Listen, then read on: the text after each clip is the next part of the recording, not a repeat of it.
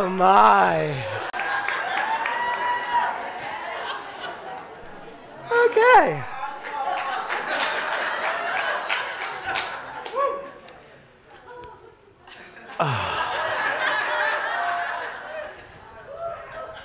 Could you imagine someone not wanting her back for that song? I wanted to write another one just like it. Yeah. So the title of my talk today is Behind the Phantom's Mask. I know, right? But first I want to start with this idea of God's got her fingerprints all over me.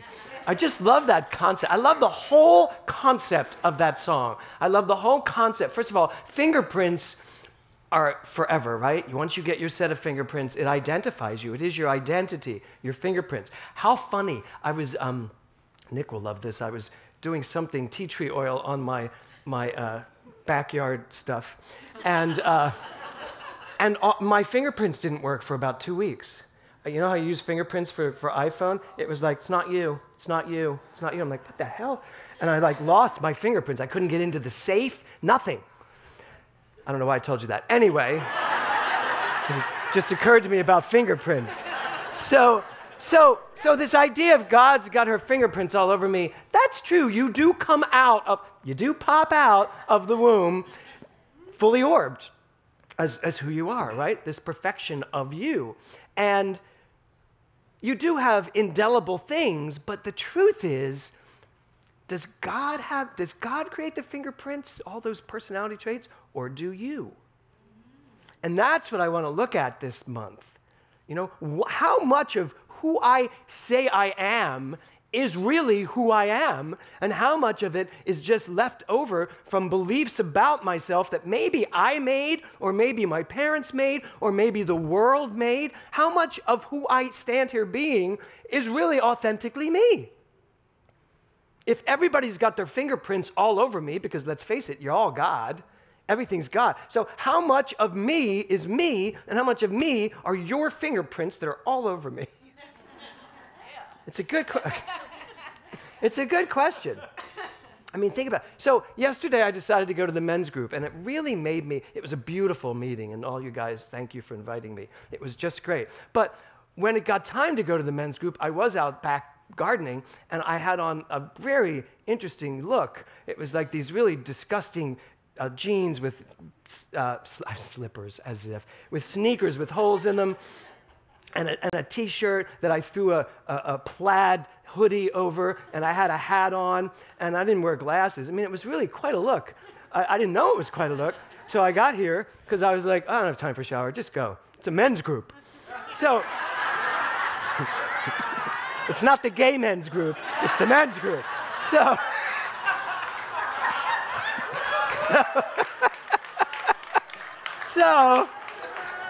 I walk in. This is all about identity. I walk into the men's group, and Nick immediately got up and hugged me, and I sat down, and someone was talking, and when they finished, somebody said, does anybody want to introduce the new guy? At which point Nick said, it's Dr. James, and there's like, what? And you know, what I really wanted to say was, I know, it's a little butchier than usual. But it was just this, and I thought, this is perfect. It's Identity Month, and no one knew who I was. It's like perfect, because these are the trappings of James Mellon: the perfect hair, the well thought out clothing. You know, that is who I show up as most of the time, unless you stop by my house in the middle of the day, because there's not just one James, there's not just one Linda Fisher. I could tell you stories about Linda Fisher. In fact, I will. The first time I met Linda Fisher, she was in all leather on the back of a motorcycle. Am I right? Yes. We were in the middle of ministerial orals, and we were getting back to our place, and I'm coming in to like meditate or something, and she comes popping out of her little hotel room in full leather, and she's like, hi. Hops onto a motorcycle, and they drive her off. I was like, this is going to be an auspicious ministry. So your identity, you may think you know what it is, or you may think you're hiding behind one, but it's really important to start thinking to yourself, am I really who I want to be? Right? So the title of my talk today, as I said, is Behind the Phantom's Mask. So I have a little story for you.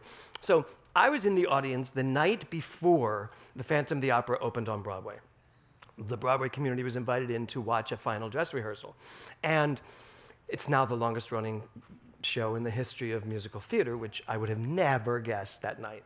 So we're watching this show, and it's, it's got all that music, that scary music, and this whole thing, and the Phantom wears that mask, and it's very scary. The show stopped halfway through because the mirror fell over on top of Christine.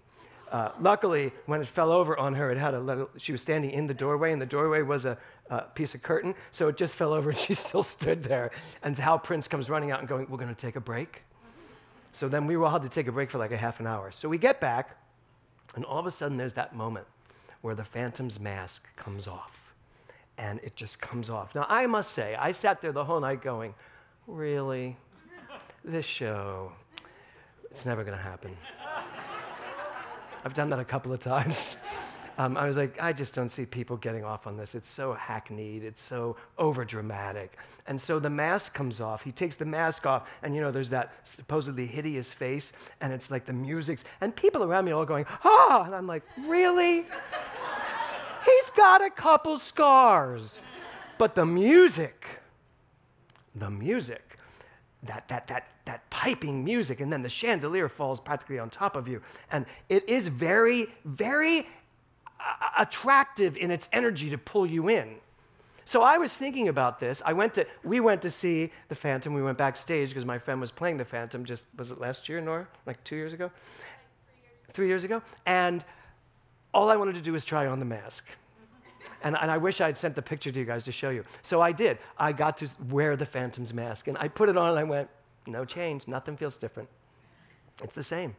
And I remember that night when he took the mask off and all the scars were there, I really thought to myself, why are we making such a big deal out of this man's scars? Why is this so hideous to look at? Why are these scars identifying him?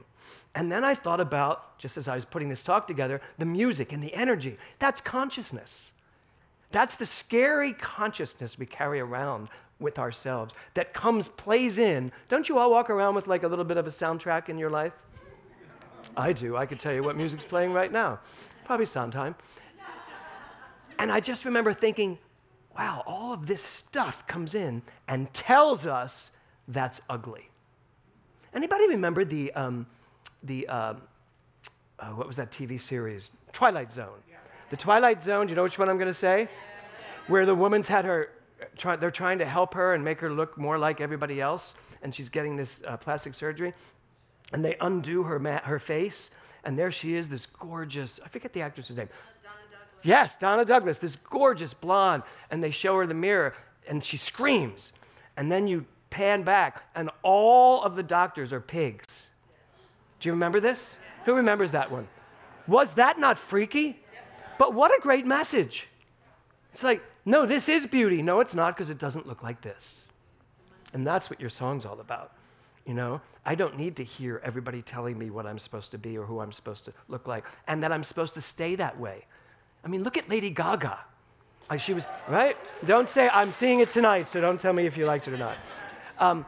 But look at her, because there was a moment on, I think it was Jimmy Kimmel. Did you tell me this? Somebody just told me. Colbert. I didn't see it. I think it was Corinne that told me. And she's on Colbert, and he's saying, it must have felt so great to just let all those characters be and just like really just be yourself. And she just apparently, without missing a beat, just looked at him and said, this is who I am. And that was who she decided she was. This is who she was. As if the world wants to make her the whatever her real name is, the Lady Gaga. Stephanie, with no makeup, just the plain normal, because we're all comfortable with that. We're not as comfortable with the woman that shows up with the hair out to here and the makeup and the crazy outfits. But she knows that's how she expresses herself.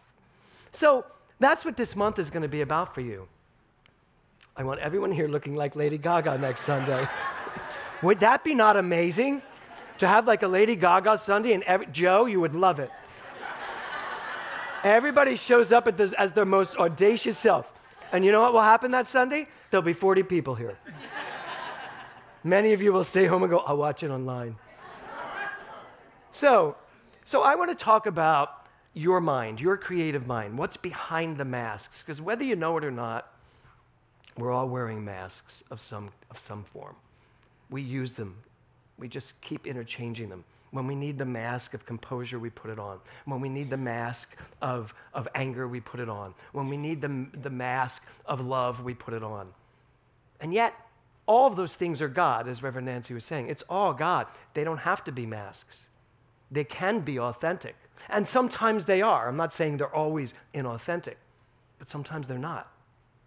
Sometimes you want to say this, but you don't. You say this because that's what you should say. And I'm not saying we all should go out now and insult one another when we want to.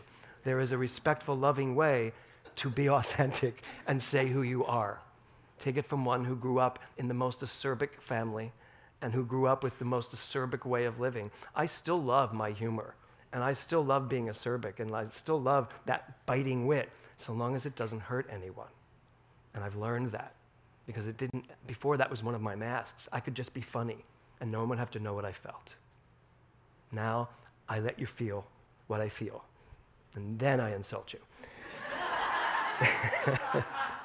So Ernest Holmes said this: each individual maintains his or her identity in law through his or her personal use of it. The operative word here is maintains. So think about this. Each individual maintains his or her identity in law through his or her personal use of it. So you maintain, and I love what Nancy said because she's right. There is a place in you where you've never been touched, never been changed, never been directed to be someone you're not. Your most beautiful, authentic self. And I love that he uses the word maintains. It maintains itself through the law, but the law will do whatever you tell it to do. But there's that behind it all where your perfect, true, authentic self has never been touched, where it maintains itself in full orb. And you get to decide what that is, how it feels, how to let it out. And so what we do is we create all of these masks, which are great. It's fun. How many of you like playing with masks? Okay, that's 2 people. So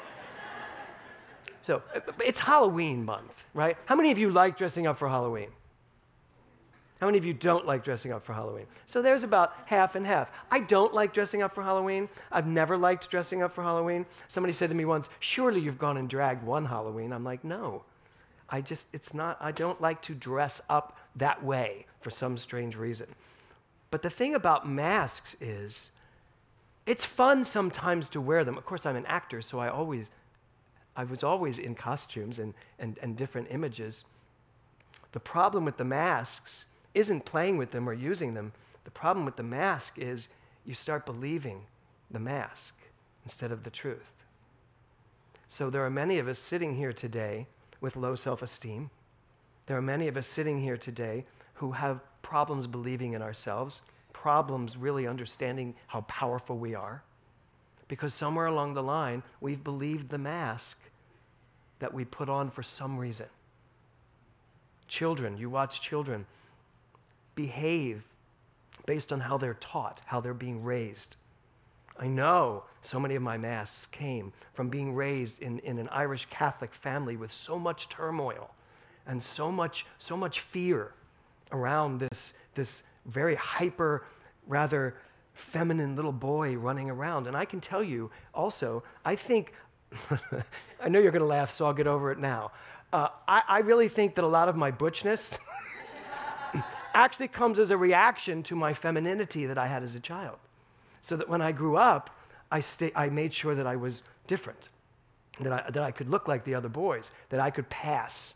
Many of you gay guys in this room know that expression, can you pass? I hate that expression now.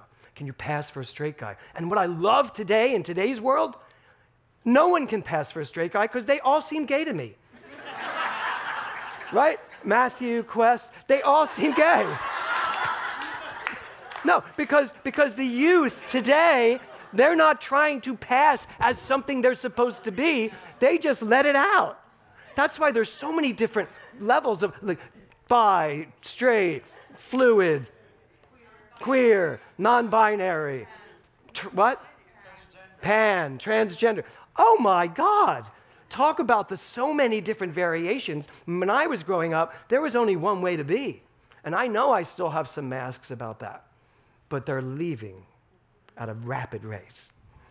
So, Ernest Holmes says this: man is an identity in the universe, a center of God consciousness. Man is an identity in the universe, a center of God consciousness. And he says, indwelling spirit alone maintains your identity. So this is the great news. There is something in you maintaining, as Tiffany's reading said, maintaining the real you. It's not far away from where you are. You could have created the most crazy character that you live behind. But the truth of who you are is right there.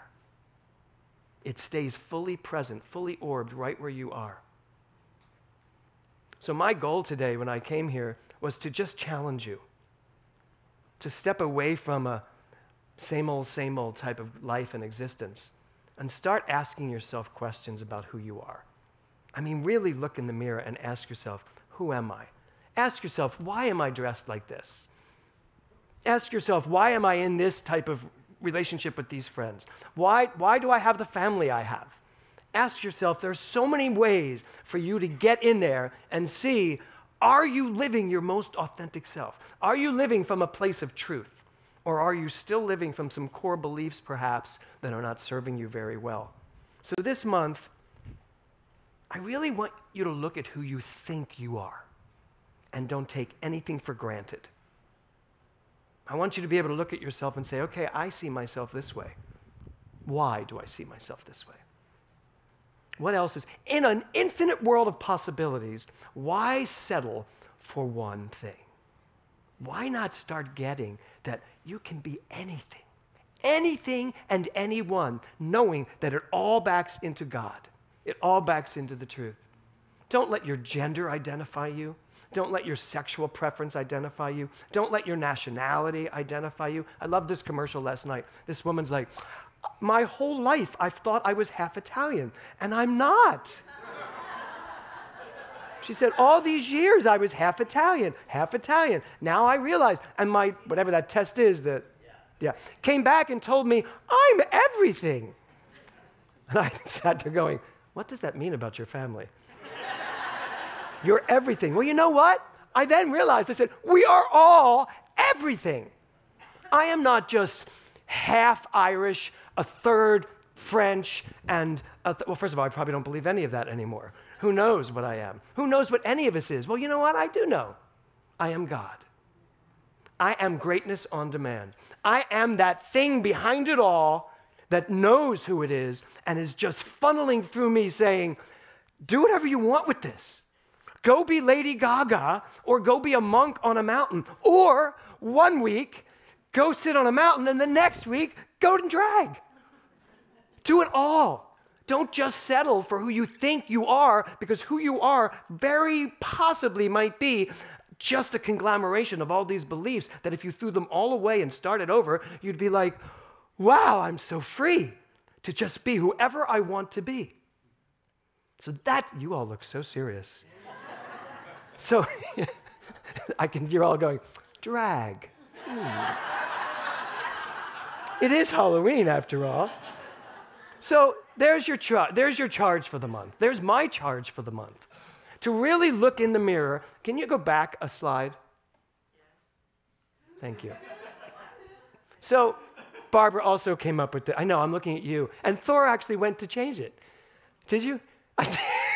Knowing it's her. Just look at this picture for a second. Okay? You're looking in a mirror.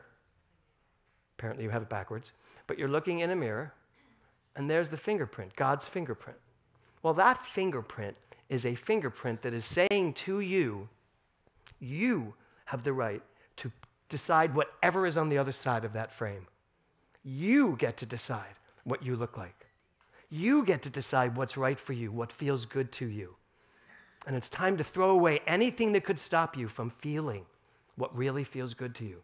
And really get on board with this idea that right where I am, God is. And as God, everything is possible. Everything is mine to explore. So do you want to explore this month? Yes. How's this side doing? Do you want to explore this month? Do you want to really take the time to see what may pop into your mind as to who you might show up as in this world? Yes? Yes. Okay, then that's our charge. I'm so looking forward to this month. Namaste.